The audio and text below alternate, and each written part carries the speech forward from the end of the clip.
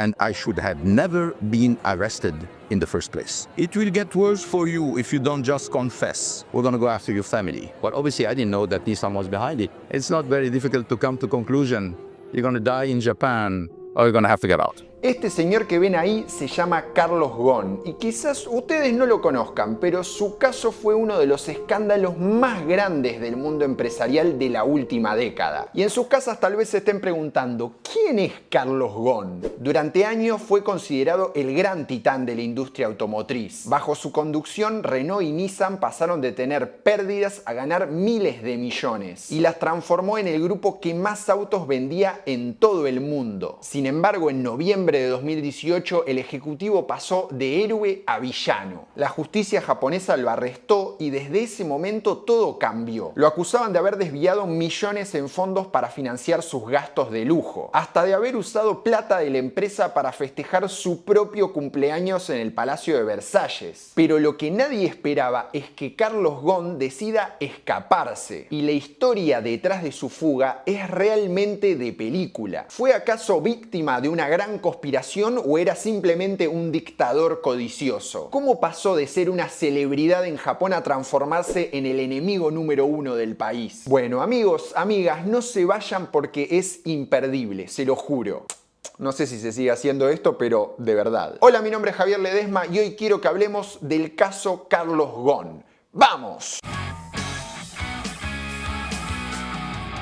Este es uno de esos casos totalmente anti-algoritmo, porque probablemente muchos de ustedes no sepan de qué estoy hablando. Pero la historia tiene tantos giros, matices, conspiraciones, que yo realmente quiero que la conozcan, así que denme su voto de confianza. Y para empezar vayamos al 18 de noviembre de 2018. Ese día Carlos Ghosn llegó al aeropuerto de Haneda en Tokio para una reunión en Nissan y cuando estaba haciendo el control en migraciones le dijeron que había un problema con su visa. Lo llevaron a otra habitación y ahí le avisaron que en verdad estaba arrestado por delitos financieros. Lo curioso es que estaban todos los medios esperándolo en el aeropuerto como si ya supieran lo que iba a pasar. Y Ghosn denunció que el arresto era una gran conspiración entre los ejecutivos de Nissan y el gobierno de Japón. En ese momento el tipo ese era el ejecutivo más importante de toda la industria automotriz a nivel global. Había dado vuelta a los números de Renault de pérdidas a ganancias. Después se volvió la cabeza de la alianza con Nissan, a la que también salvó de varios años de números en rojo. En el instante de su arresto, Ghosn era el presidente del directorio de Renault, presidente de Nissan y también de Mitsubishi. Entre las tres producían más de 10 millones de autos al año en todo el mundo. ¿Por qué entonces decía que habían conspirado en su contra, si en teoría había rescatado a esas empresas de caer en bancarrota? Bueno, primero veamos cómo es que este señor llegó a acumular tanto poder en ese negocio. A diferencia de muchos ejecutivos, Carlos Ghosn no venía de la élite o de una familia rica. Su abuelo había emigrado de Líbano a Brasil, donde Carlos nació en 1954. Durante su infancia y adolescencia tuvo que volver a Líbano por un problema de salud y ahí su padre fue condenado a 15 años de cárcel por el asesinato de un sacerdote. Al parecer dicen que el padre de Carlos estaba vinculado al tráfico de diamantes. En fin, se darán cuenta que no fue una infancia súper alegre y positiva. Después de eso se mudó a Francia, donde estudió ingeniería y encontró su primer trabajo en Michelin, la empresa de neumáticos, donde hizo carrera como gerente de planta, jefe de desarrollo, hasta ser nombrado director general del negocio en los Estados Unidos. Pero los puestos más altos de la compañía estaban reservados para la familia Michelin, entonces tenía un techo para crecer. Y acá es donde entra en escena el grupo Renault. En 1996, después de registrar pérdidas por primera vez en una década, Renault pasó a manos privadas, luego de más de 50 años bajo control estatal. El CEO era Louis Schweitzer, que buscaba un vicepresidente ejecutivo que sea buen material como un potencial sucesor, y lo encontró en Carlos Ghosn. Para ese momento, nuestro protagonista del video ya se había hecho una fama de ser un ejecutivo muy duro con los números. Sus medidas eran simples: reducir costos en todo. Apenas asumió en Renault, cerró una fábrica en Bélgica y despidió a más de 3.000 trabajadores. Esas decisiones le ganaron el apodo de el asesino de costos o le cost killer, como le decían en Francia. Sin embargo, a nivel empresas, su método funcionaba. De perder 5.000 millones de francos en 1996, Renault pasó a una ganancia de 12.500 millones de francos al otro año. Pero la automotriz francesa se dio cuenta que no podía depender solamente del negocio en Europa, sino que tenía que expandirse a Asia y a Estados Unidos. Al mismo tiempo, en Japón estaba Nissan, que pasaba un momento muy complicado. Había perdido plata en 7 de los últimos 8 años y tenía una deuda tan grande que si no recibía capital podía irse a la quiebra. Así fue que en 1999 Renault y Nissan hicieron una alianza. Renault inyectaba plata y se quedaba con un 43% de Nissan y la japonesa pasaba a tener un 15% de Renault para crecer en América Latina. Y si había podido dar vueltas los números de Renault, el indicado para este proyecto era nada más y nada menos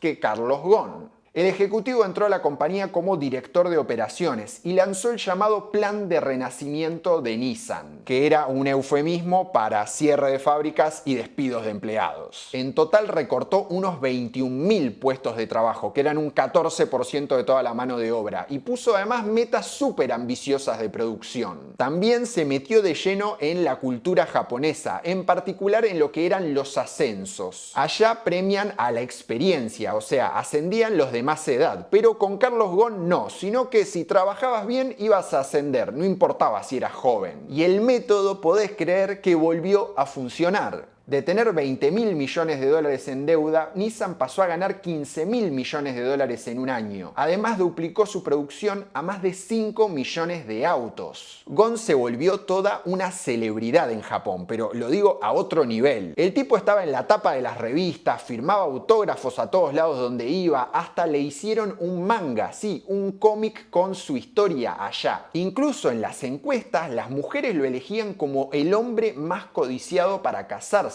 O sea, había toda una gonmanía. Entonces el señor hizo algunos cambios. Por ejemplo, se operó los ojos para no usar más gafas, se hizo un trasplante de pelo y empezó a usar plataformas para parecer un poco más alto. Mientras tanto, en Renault, Louis Schweitzer en 2005 anunció su retiro y su sucesor como director general no podía ser otro que nuestro amigo libanés. Pero entonces, ¿iba a dejar Nissan? Bueno, Schweitzer cuenta que Ghosn le prometió que iba a renunciar a Nissan porque dirigir a las dos al mismo tiempo era demasiado. Sin embargo, el tipo nunca cumplió su promesa, por lo que Carlos Ghosn se convirtió en CEO de las dos automotrices a la vez y a eso le sumó el cargo en Mitsubishi, que se sumó a la alianza en 2016. Acá, en este momento, es cuando todo ese universo perfecto se empieza a derrumbar.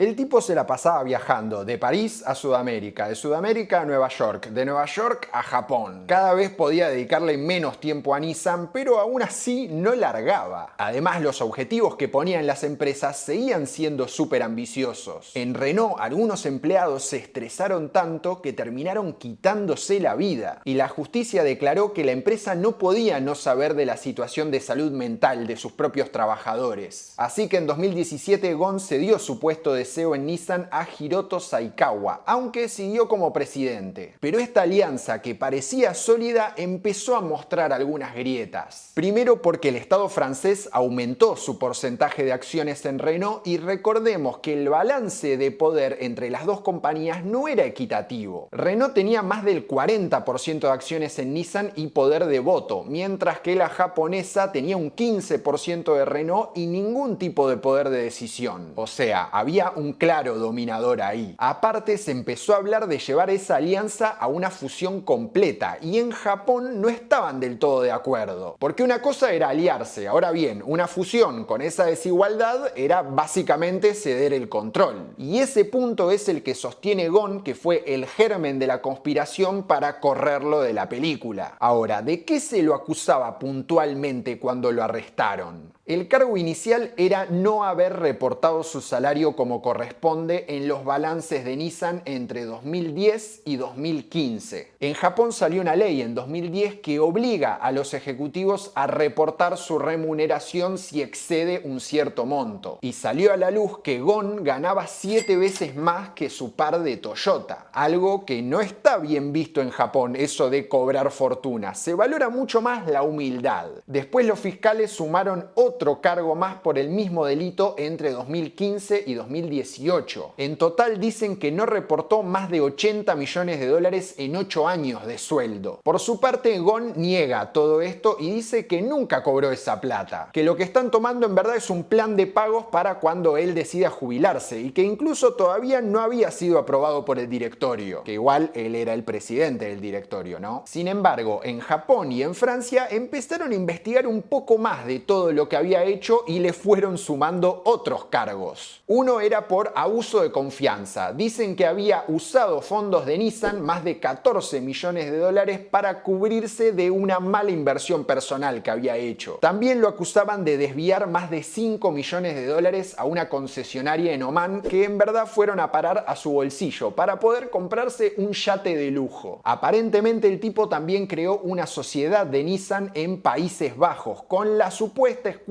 de querer invertir en emprendimientos. Pero en realidad eran una caja con la que Gon compró propiedades para su familia en Río de Janeiro, Beirut y París. Pero mi favorito de todos es el caso del Palacio de Versalles, que escuchen esto porque es genial. En 2014 Renault y Nissan organizaron una fiesta por los 15 años de la alianza en el salón principal del palacio. Hubo de todo, catering, champagne, extras vestidos de época tipo María Antonieta, pero la fecha en la que se eligió para hacer esta celebración era justo la misma del cumpleaños número 60 de Carlos Ghosn. Bueno, una casualidad es una casualidad, ¿no? Seguro el evento estaba lleno de ejecutivos y de socios, no es que fueron sus amigos y sus familiares, ¿no? Sí, eso fue exactamente lo que pasó. 600.000 euros salió el cumple. Y en 2016, en ese mismo salón, festejó su casamiento por civil y los 50 años de su esposa Carol. El tema es que no puso un peso por ese evento, sino que se lo descontaron directamente a la empresa. La verdad,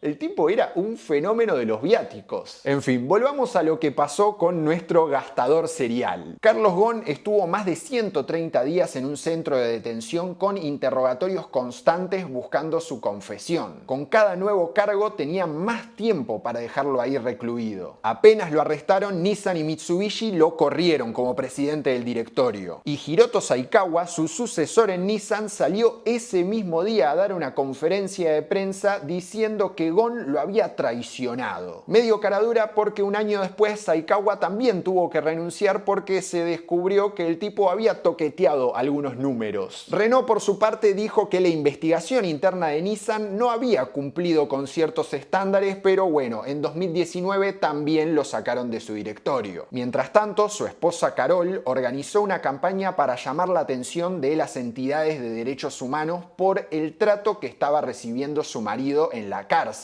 A mediados de 2019, Ghosn recuperó su libertad bajo fianza y podía moverse libremente por la ciudad, pero no podía tener contacto con nadie, ni siquiera con su familia. El tiempo avanzaba y avanzaba y no había ninguna certeza de fecha de juicio, por lo menos. Además, se enteró que en Japón el 99% de los arrestos terminan en condena, así que llegó a una conclusión.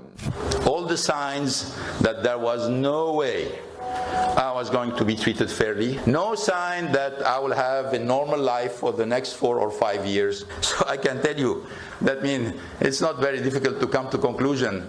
You're going to die in Japan or you're going to have to get out.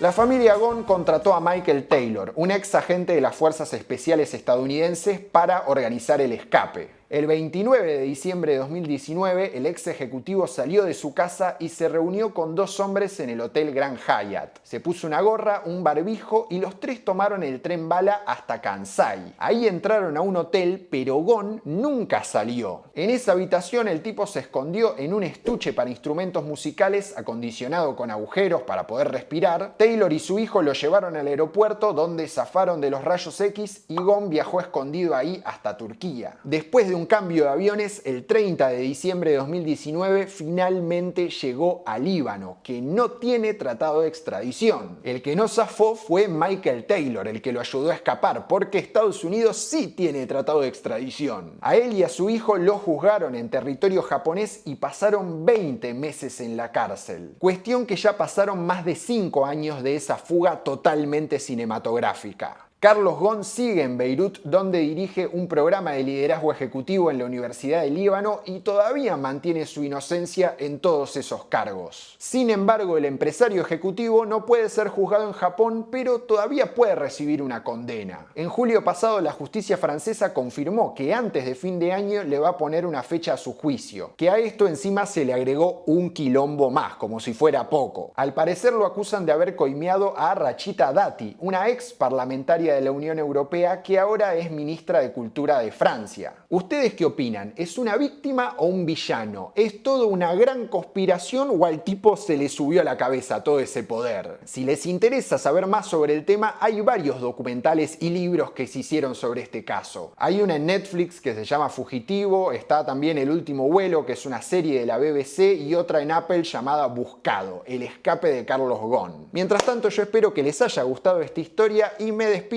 como ya es costumbre. Esto fue todo, espero que les haya gustado. Si así fue, como siempre les digo, déjenme un pulgarcito acá abajo y suscríbanse también a mi canal. No se olviden de suscribirse y si ya están suscriptos, recomienden este canal a sus amigos, sus tías, sus abuelos, el almacenero, la señora que trabaja en la esquina, todos. También de paso pueden sumarse al Club de las Misceláneas, mi club de miembros que va a estar ahí donde dice unirse también acá abajo el link. Y yo no tengo nada más para decirles, les voy a dejar por acá los contenidos relacionados y nosotros nos vemos la próxima.